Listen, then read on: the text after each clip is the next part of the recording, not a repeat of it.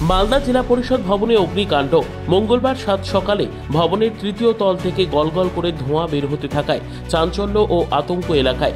ঘটনার খবর পেয়ে দমকলের একটি ইঞ্জিন নিয়ে ঘটনাস্থলে হাজির দমকল কর্মীরা। তবে আপাতত অগ্নিকাণ্ড পুরোপুরি নিয়ন্ত্রণে রয়েছে।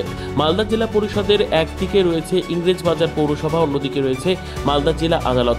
ফলে বড়সড় দুর্ঘটনা ঘটতে পারত। তবে যদিও দমকলের প্রচেষ্টায় আগুন নিয়ন্ত্রণে আসে, প্রাথমিকভাবে অনুমান করা হচ্ছে শর্ট সার্কিট থেকে অগ্নিকাণ্ড। মালদা জেলা পরিষদের ইঞ্জিনিয়ারিং বিভাগে এই অগ্নিকাণ্ডের ঘটনা ঘটেছে। বহু নথি আগুনে পুড়ে নষ্ট হওয়ার আশঙ্কা করা হচ্ছে। আমি কমপ্লিট করিনি, আমি ফায়ারটা কমপ্লিট। কি অবস্থায় পেলেন এখানে, কি কি খবর এসেছিল? আমরা একটা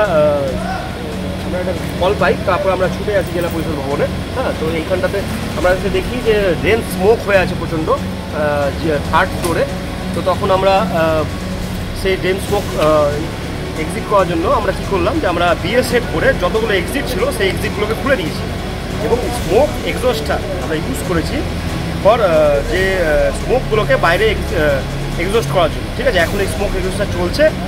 ছোট একটা ফ্লেম আমরা পেয়েছিলাম একটা থার্ড ফ্লোরে একটা কেবিনের মধ্যে, সেই ফ্লেমটা আমরা এবিসি টাইপ এক্সটিংগুইশার দিয়ে এক্সটিংগুইশ করেছি।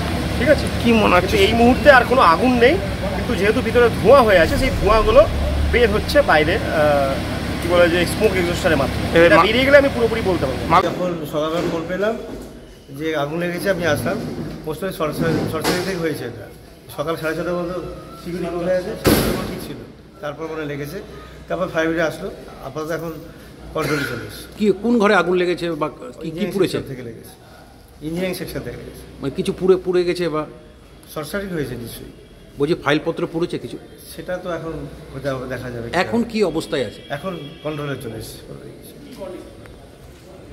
ব্যুরো রিপোর্ট, উত্তর বাংলা সংবাদ।